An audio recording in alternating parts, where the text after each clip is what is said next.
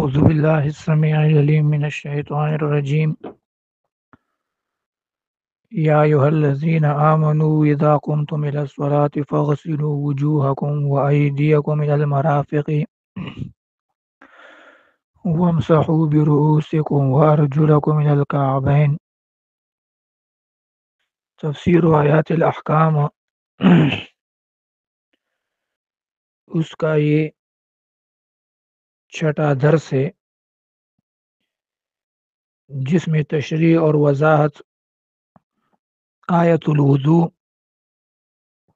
یا آیت التیمم اس کی جاری تھی۔ سورہ مائدہ کی اس آیت نمبر 6 کو بعض علماء آیت الوضوء اور بعض علماء عنوان دیتے ہیں آیت التیمم کی، کیونکہ اس آیت میں تیمم کا بھی بیان اور حکم بعد میں کیا گیا ہے، اس وجہ سے یہ دو عنوان اس آیت کو دی گئی ہیں۔ آیت کی تشریح اور وضاحت وہ اس لفظ تک ہو چکی تھی کہ وَأَيْدِيَكُمْ إِلَى الْمَرَافِقِ، ہاتھوں کو دھونا کوہنوں تک۔ مرافق یہ مرفق کی جمع ہے، ہاتھ کے اس کوہنے کو کہتے ہیں، اور الا یہاں پر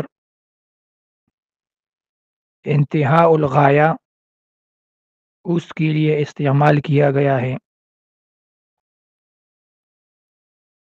تو الا دال ہے غایہ پر۔ یہاں پر 3 اصطلاحات کا جاننا ضروری ہے الا کی وجہ سے۔ ایک ابتداء الغایہ جس کو کہا جاتا ہے، جو من کذا ان الفاظ پر جو عبارت مبنی ہو اس کو ابتداء الغایہ کہا جاتا ہے۔ دوسرا ہوتا ہے انتہاء الغایہ، اس کی مثال الا کذا، تو فلاں سے فلاں تک، ایک جگہ سے دوسری جگہ تک۔ اردو میں ہم اس کے لیے الفاظ سے اور تک استعمال کرتے ہیں ابتداء اور انتہاء الغایہ کے لیے۔ عربی میں من کذا او الا کذا یا حتی کذا، الا کی جگہ حتی کذا، یہ بھی انتہاء الغایہ کے لیے استعمال کیا جا سکتا ہے لغت عربی میں۔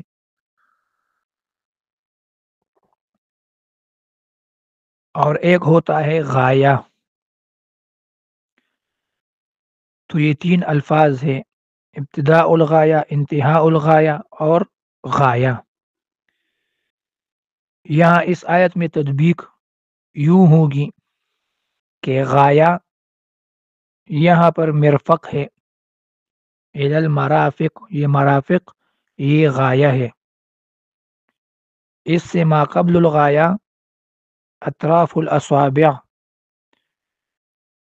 اطراف الاصابع انگلیوں کے ان سروں سے لے کر یہ کوہنے تک، اس کو ما قبل الغایہ وہ کہا جاتا ہے، ابتداء الغایہ۔ اور بعد الغایہ یا انتہاء الغایہ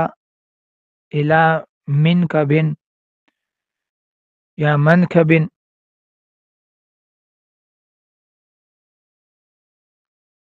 اس ابت تک اور منکب اور منکب تک، اس کو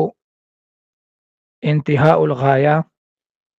وہ کہا جاتا ہے۔ تو یہاں پر مسئلہ وہ اس بات کا ہے کہ وضو میں ہاتھ کے اس کوہنے کا کے دھونے کا حکم وہ کیا ہے؟ آیا وضو کوہنے تک کیا جائے گا یا کوہنا بھی اس وضو میں شامل ہے؟ تو یہاں پر ایک اتفاقی مسئلہ ہے اور دوسرا اختلافی مسئلہ۔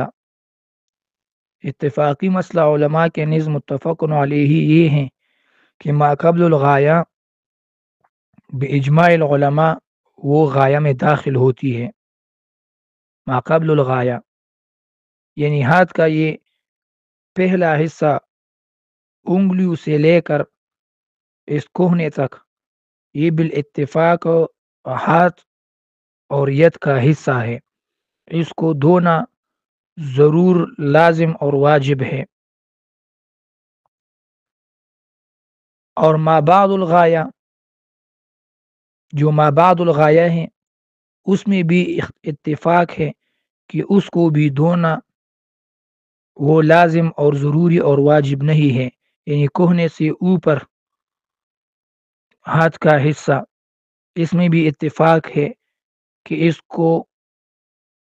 وضو میں شامل اس کو نہیں کیا گیا اور اس کو دھونا لازمی وہ نہیں ہے۔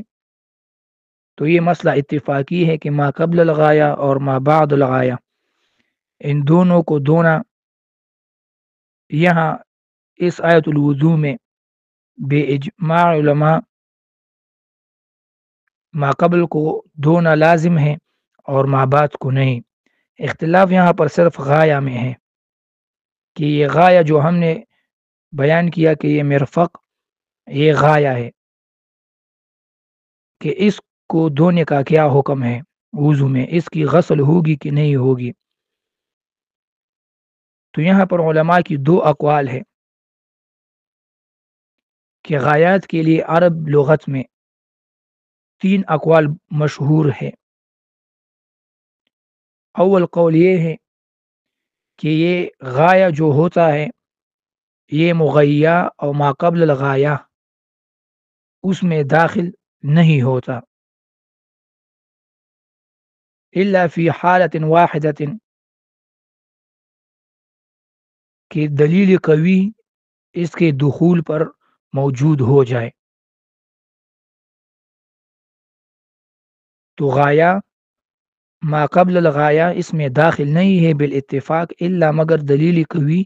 موجود وارد ہو جائے تو پھر غایہ کو ما قبل الغایہ اس میں داخل ہم کریں گے۔ تو اس کا نتیجہ یہ ہوگا کہ پھر ہاتھ کو ہم کوہنی سمیت وہ دھوئیں گے اگر دلیل سے ثابت ہو جائے۔ دوسرا قول وہ امام احمد اور اس کے اصحاب اس کی طرف منسوب ہے کہ ما بعد الغایہ وہ غایہ میں داخل ہوتا ہے، ما بعد الغایہ وہ غایہ میں داخل ہے۔ اور تیسرا قول یہ ہے کہ غایہ اس میں تفصیل ہے کہ اگر غایہ من جنس المغیہ ہو تو غایہ مغیہ میں داخل ہوگا، اور اگر غایہ جنس مغیہ میں سے نہ ہو تو پھر داخل نہ ہوگا۔ اور دلیل اس کے لیے ثم اتم الصیام الی اللیل اس سے استدلال کیا ہے علماء نے۔ تو یہاں پر تیسرے قول کے مطابق وَأَيْدِيَكُمْ إِلَى الْمَرَافِقِ، إِلَى الْمَرَافِق یہ مرفق جو ہے یہ غایہ ہے، تو اس کو ہم داخل سمجھیں گے وَأَيْدِيَكُمْ میں، کیونکہ دلیل تیسری قول کا یہ تھا کہ اگر غایہ جنس مغیہ میں سے ہو تو پھر اس کو داخل تصور کیا جائے گا۔ تو یہاں پر مرفق یہ بھی ہاتھ کا حصہ ہے، یہ بھی اس کی جنس سے ہے، اور وَأَيْدِيَكُمْ یہ بھی تو ایک جنس ہوا، دونوں ایک ہی جنس ہے، ایک ہی ہڈی اور گوشت سے بنی ہوئی ہے، تو اس لیے یہاں پر غایا مغیا میں داخل ہے۔ تو نتیجہ یہ ہوا کہ مرفق کونی کو بھی ہم وضو میں دھونا لازمی سمجھیں گے اس قول کے مطابق، اور اگر غایا مغیا میں داخل نہ کی جنس سے نہ ہو تو پھر غایا مغیا میں داخل نہیں، جیسی دلیل پیش کی ہے ثم اتم الصیام الی اللیل۔ روزے کے بارے میں یہ حکم ہوا ہے کہ روزہ کو آپ نے صبح صادق اور فجر سے لے کر غروب آفتاب تک روزہ رکھنا ہے، لیکن قرآن کریم میں اس سے تعبیر ہوئی ہے کہ خیط الابیض اور خیط الاسود، وہ جب رونما ہو جائے آسمان میں اور صبح صادق فجر کا وہ طلوع ہو جائے تو اس سے روزہ انسان رکھے گا، اور پھر اللہ تعالیٰ نے یہ ابتداء الغایہ ہے۔ پھر انتہاء الغایہ اللہ رب العزت نے بیان کیا ہے ثم اتم الصیام الی اللیل، الی اللیل سے، تو لیل وہ غایہ ہے، اور الی یہاں پر وہ انتہاء الغایہ کے لیے لائی گئی ہے۔ تو یہاں پر ثم اتم الصیام الی اللیل، اس میں غایہ جنس مغیہ میں سے نہیں ہے، کیونکہ مغیہ ما قبل نہار ہے، دن ہے جو روشن ہے، اور ما بعد جو یہاں پر غایہ ہے الی اللیل، یہ رات ہے اور یہ تاریکی ہوتی ہے۔ تو دن اور رات ان دونوں کا جنس ایک نہیں ہے، جنس مختلف ہے، جنس میں اختلاف ہے۔ تو اس وجہ سے یہاں پر ثم اتم الصیام الی اللیل، یہاں پر غایہ مغیہ بالاتفاق داخل نہیں ہے۔ تو بعض روافظ کی طرف جو قول منسوب ہے کہ انسان روزہ رات کے اندھیرے تک رکھے گا حتیٰ کہ ستارے رونما ہو جائے اور تاریکی چھا جائے، کیونکہ وہ دلیل پیش کرتے ہیں ثم اتم الصیام الی اللیل سے کہ اللہ تعالیٰ نے فرمایا ہے کہ روزہ رات کی لیل تک رکھو، اور لیل کہتے ہیں رات کی تاریخوں کو، تو رات کی تاریکی پھیلنے تک، ستارے رونما ہونے تک روزہ انسان رکھے گا۔ یہ دلیل اور استدلال لغت عرب کی وجہ سے کمزور ہے، کیونکہ یہاں پر الا غایہ کے لیے ہے، لیل غایہ ہے اور ما قبل دن وہ مغیہ ہے، اور غایہ اور مغیہ یعنی دن اور رات ان دونوں کا جنس الگ اور مختلف ہے، تو اس لیے روزہ وہ رات اس میں شامل نہیں ہے، تو الی اللیل کو روزہ شامل نہ ہوا بلکہ غایہ اس سے خارج ہے۔ لیکن یہاں پر ہماری اس آیت میں وَأَيْدِيَكُمْ إِلَى الْمَرَافِقِ، جو آیت زیر بحث ہے وَأَيْدِيَكُمْ إِلَى الْمَرَافِقِ، یہاں پر غایہ جنس مغیہ میں سے ہیں، کیونکہ مرفق او ایدی کوہنا اور اس سے پہلے جو یہ ہاتھ کا حصہ ہے، یہ دونوں ایک ہی جنس سے، ایک ہی جنس سے ہیں، ایک ہی جسم کا ٹکڑا ہے، ایک ہی جسم کا حصہ ہے، تو یہاں پر اس لیے غایہ یہاں پر مغیہ میں وہ داخل ہے وَأَيْدِيَكُمْ إِلَى الْمَرَافِقِ۔ تو اس لیے اس پر اتفاق ہے کہ انسان وضو میں ہاتھ کو کوہنے سمیت وہ دھوئے گا، کیونکہ یہاں پر الا غایہ اور انتہاء الغایہ کے لیے استعمال کی گئی ہے۔ دوسرا قول اس میں یہ ہے کہ اگر اس الا المرافق، یہ غایہ اور مغیہ، اس کی بحث سے انسان دوسری آسان تفسیر کو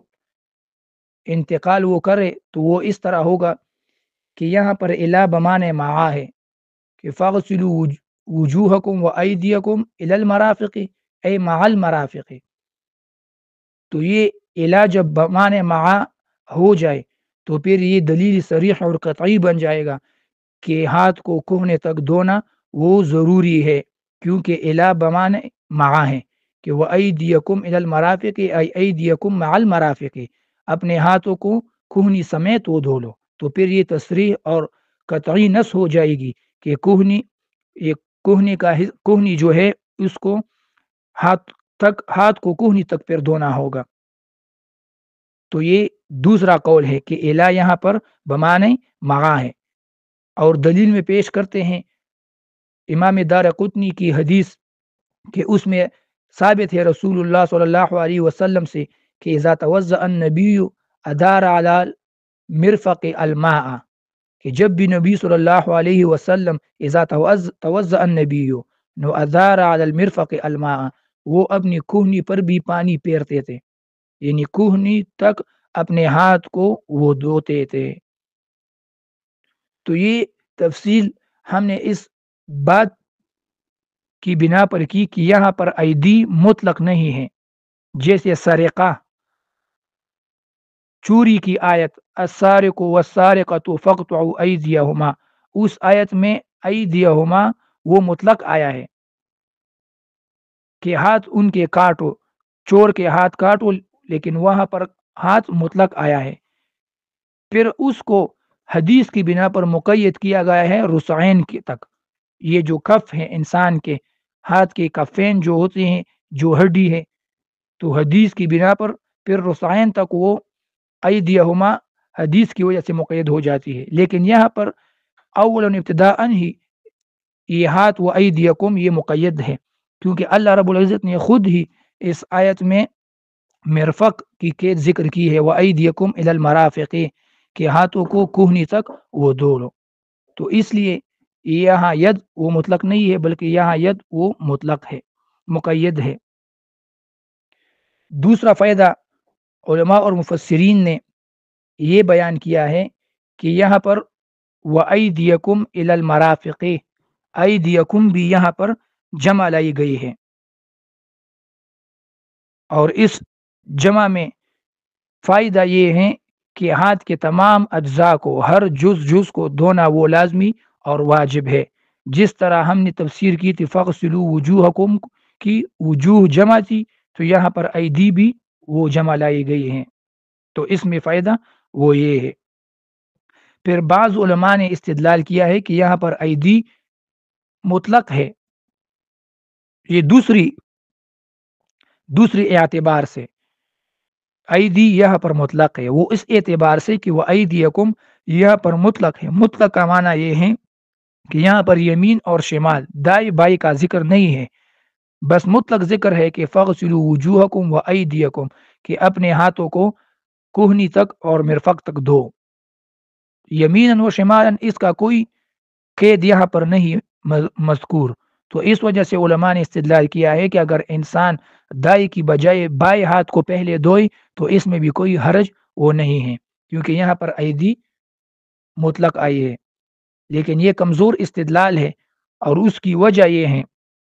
کہ رسول اللہ صلی اللہ علیہ وسلم سے احادیث الوضو جو نقل ہے افعال رسول اللہ صلی اللہ علیہ وسلم سے، وہاں پر دائیں ہاتھ کا ذکر پہلے ہے،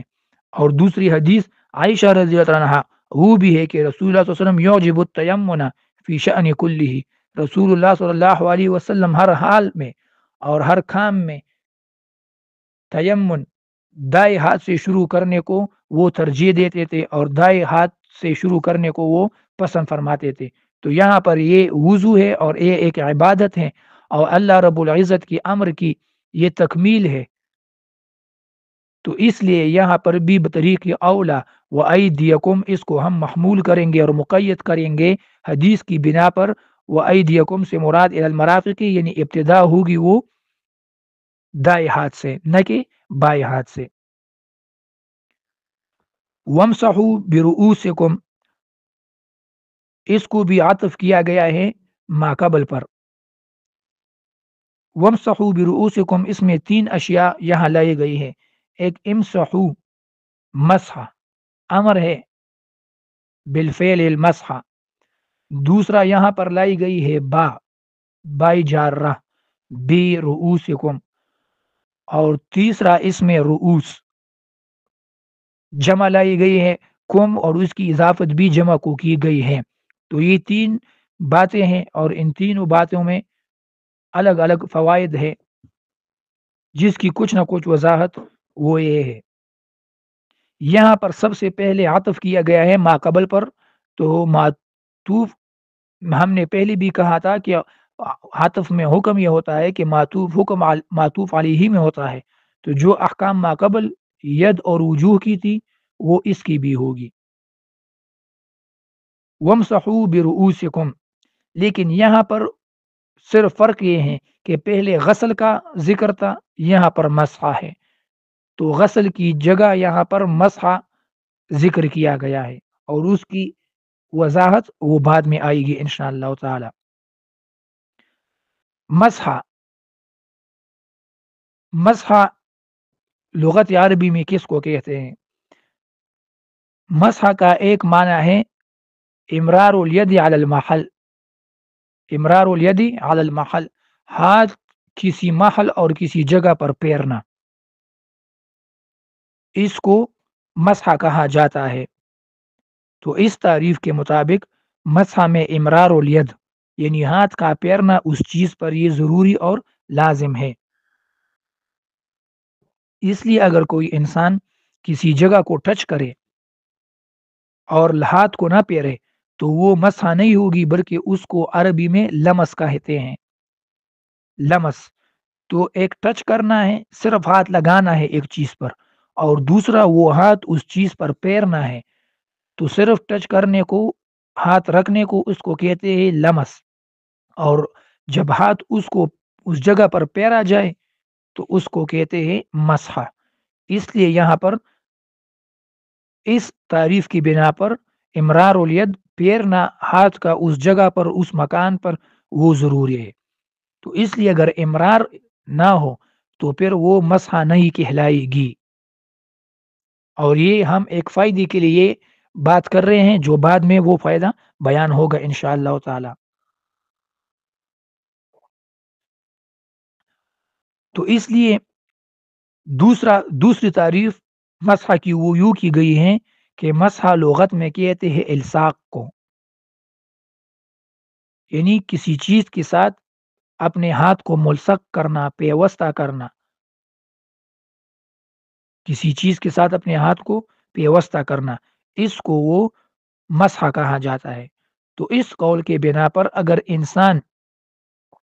پانی کو صرف اپنے سر کے ساتھ ملصق کرے، صرف ٹچ کرے، تو یہ مسح وہ ہو جائے گی، جو ایک کمزور اور ضعیف قول ہے۔ اس لیے اول قول وہ افضل ہے، اور اول تعریف کہ مسح امرار الید کو کہا جاتا ہے۔ پھر دوسری چیز اس میں یہاں پر با لائی گئی تھی، برؤوسکم، با، با یہاں پر الصاق کے لیے ہے۔ با میں بھی کچھ اقوال ہے، ایک قول یہ ہے کہ با تبعیض کے لیے ہے، دوسرا قول یہ ہے کہ با یہاں پر الصاق کے لیے ہے۔ اگر با الصاق کے لیے ہو جائے تو پھر اس سے یہ استدلال کیا جاتا ہے کہ مسح تمام سر کا وہ لازم اور واجب ہے،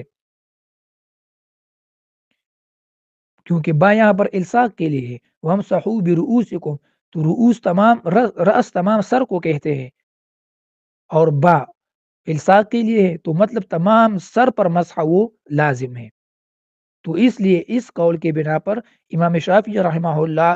کو جو قول منسوب ہے کہ با یہاں پر تبعیض کے لیے ہے، وہ قول ضعیف اور کمزور ہے، حدیث رسول اللہ صلی اللہ علیہ وسلم کی بنا پر، اور دوسرا لغت کی بنا پر بھی،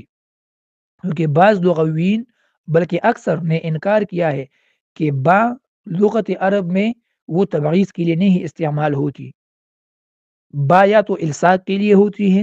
اور یا با زائد ہوتی ہے۔ با میں یہ دو احتمالات ہیں، با زائد اور با یا الصاق کے لیے، لیکن یہ تبعیض کا قول جس نے کیا ہے اور امام شافعی کی طرف منسوب ہے، تو یہ قول وہ ضعیف ہے۔ اس قول کا ثمرہ کیا ہے، اس قول پر وہ کیا فروع مرتب ہوں گے؟ با اگر تبعیض کے لیے ہو جائے تو پھر امام شافعی کے نزد صرف سر کے کچھ نہ کچھ حصے کو، ایک بال، دو یا تین بالوں کو ٹچ کرنے سے بھی، یا ایک انگلی برابر حصے کو ٹچ کرنے سے بھی انسان کی وہ مسح ہو جاتی ہے، جو کمزور اور ضعیف ہے۔ تو ہم نے ایک لغت کی بنا پر دلیل پیش کی کہ لغت میں با وہ تبعیض کے لیے نہیں، بلکہ با زائد آ سکتی ہے لیکن تبعیض کے لیے نہیں۔ دوسرا حدیث رسول اللہ صلی اللہ علیہ وسلم سے، کہ رسول اللہ صلی اللہ علیہ وسلم سے حدیث نے مسح کا جو طریقہ ہے، تو رسول اللہ صلی اللہ علیہ وسلم کے دو طریقے ہیں۔ ایک طریقہ ہے کہ یہاں سے ایک ہی طریقہ نقل ہے کہ مسح رسول اللہ صلی اللہ علیہ وسلم بدأ بمقدمۃ رأسہ، رسول اللہ صلی اللہ علیہ وسلم نے یہاں ماتھے سے اور سر کے اگلے حصے سے مسح شروع کیا آخری حصے تک، اور پھر وہاں سے دوبارہ مسح رسول اللہ صلی اللہ علیہ وسلم نے ہاتھ کو دوبارہ پھیرا یہاں پر مقدمۃ الرأس سے تک. تو یعنی دو دفعہ رسول اللہ صلی اللہ علیہ وسلم نے مسح میں ہاتھ سر پر پھیرا ہے. تو اس کو کہتے ہیں کامل مسح.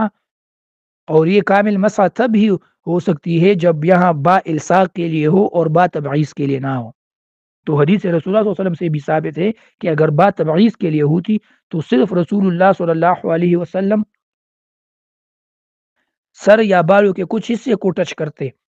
اور مسح کرتے، جس سے مسح وہ کافی ہو جاتی، لیکن رسول اللہ صلی اللہ علیہ وسلم کی فعل اس کی منافی ہے. پھر رأس، اس کی حدود کیا ہے؟ سر کی حدود، یہاں رؤوس آیا ہے تو رؤوس اور رأس اس کی حدود بھی وہ متعین ہونی چاہیے. تو ماتھے سے لے کر آخر تک جہاں تک بال ہو اس حصے تک اس کو رأس کہا جاتا ہے. تو مسئلہ یہ ہوا کہ با الصاق کے لیے ہے اور رؤوس رأس اس کی تعین ہو گئی. اب اس پر کچھ فروعات اور کچھ فوائد ہیں. فائدہ اول یہ ہیں کہ مسح بھی میں دو طریقے ہیں، ایک صفت الکمال جس کو کہا جاتا ہے اور دوسرا صفت الجواز. صفت الجواز اس مسح کا یہ ہے کہ ایک ہی دفعہ مسح کرنا، ایک ہی دفعہ مسح کرنا، جیسے ہم نے بیان کیا ہے کہ انسان یہاں سے ماتھے سے شروع کرے اور آخر تک ہاتھ لے جائے تو اس کو کہتے ہیں صفت الجواز، یہ مسح ہو گئی. اور دوسرا ہے صفت الکمال. صفت الکمال وہ یہ ہے کہ انسان یا مقدمۃ الرأس سے شروع کرے اور ہاتھ کو پیچھے لے جائے اور پھر دوبارہ ہاتھ کو آگے کی طرف لائے، تو اس کو کہتے ہیں صفت الکمال. پھر یہاں پر ایک اعتراض بنتا ہے کہ ہم نے پہلے کہا تھا کہ جو ممسوحات ہوتی ہے، مسح جو ہوتا ہے جس چیز کا، اس میں تکرار نہیں ہوتا. مسح سر کا ہو، مسح جوربین یا خفین کا ہو، اور یا مسح جبیرہ اور پٹی کا ہو، تو اس میں تکرار نہیں. لیکن جو طریقہ یہ صفت الکمال اور حدیث رسول اللہ صلی اللہ علیہ وسلم سے جو ثابت ہے کہ ہاتھ کو آگے کی طرف سے ہاتھ یہاں سے شروع کرے اور پیچھے کی طرف ہاتھ کو لے جائے، پھر دوبارہ یہاں پر انتہا آگے کی طرف کیا جائے، تو یہ تو ایک قسم کی تکرار ہے کہ ہاتھ کو پیچھے اور پھر آگے کی طرف کرنا. تو یہ تو دو دفعہ مسح ہو گیا. اور قاعدہ ہم نے یہ بیان کیا تھا کہ ممسوحات میں تکرار وہ نہیں ہوتی. تو اس کا جواب یہ ہے کہ یہ تکرار نہیں ہے، یہ فعل رسول اللہ صلی اللہ علیہ وسلم ہے، اور جیسے اس سے ثابت ہیں یہ اسی طریقے سے ہے، اور اس میں تکرار نہیں ہے. تکرار اس لیے نہیں ہے کہ یہاں پر ایک ہی دفعہ ایک ہی پانی استعمال کیا گیا ہے، تو ایک ہی دفعہ ایک ہی پانی کی استعمال کی وجہ سے اس کو تکرار نہیں کہا جاتا. تو یہ ایک ہی دفعہ گویا مسح ہوئی ہے، صرف طریقہ اس کا حدیث رسول اللہ صلی اللہ علیہ وسلم سے اخذ کیا گیا ہے. دوسرا فائدہ اس میں یہ ہے کہ اگر بال انسان کے بڑے ہو اور لمبے بال ہو تو اس کا کیا حکم ہے؟ تو اس کا حکم یہ ہے کہ مسح صرف اس بالوں کا ہوگا جو انسان کی سر کی حدود کے اندر ہو، اور اس سے باہر جو بال ہو انسان کے، جس کو شعر مسترسل کہا جاتا ہے، تو اس کی مسح وہ لازم نہیں ہے. اور بعض علماء کے نزد اس شعر مسترسل اس کی مسح بھی وہ لازم اور واجب ہے، کیونکہ اس پر بھی شعر الرأس سر کے بالوں کا اطلاق اس پر بھی کیا جاتا ہے، تو اس لیے اس کا بھی مسح واجب اور لازم ہے. کھانوں کے مسح کے بارے میں کہ کھان، تو اس کی بھی تشریح اور وضاحت حدیث رسول اللہ صلی اللہ علیہ وسلم میں آئی کہ الاذنان من الرأس، کان جو ہے یہ رأس اور سر کا حصہ ہے، تو اس لیے جو حکم سر کا ہے وہی کانوں کا بھی ہے۔ سر کا حکم مسح ہے تو کانوں کا حکم بھی وہ مسح ہے، تو یعنی کانوں کو سر کے مسح کے ساتھ ہی مسح وہ کیا جائے گا۔ صرف اختلاف اس میں ہے کہ ماء جدید اس کے لیے استعمال ہوگی یا نہیں، یعنی کانوں کے لیے الگ پانی استعمال ہوگا، دوبارہ پانی لیا جائے گا یا نہیں، وہی پرانے پانی سے۔ تو قول ابن عمر اور امام احمد رحمہ اللہ کی طرف منسوب ہے کہ مستحب اس میں یہ ہے کہ انسان نیا پانی استعمال کرے کانوں کے مسح کے لیے، لیکن یہ کوئی حدیث مرفوع سے ثابت نہیں، صرف صحابہ کا عمل ہے، بے وغیرہ نے وہ نقل کی ہے۔ اور دوسرا قول یہ ہے کہ نہیں، یہی پانی جو سر کی مسح کے لیے استعمال ہوا ہے وہی پانی کھانوں کے مسح میں بھی استعمال ہوگا، اور مسح کا طریقہ وہ یہ ہے کہ ظاہر اور باطن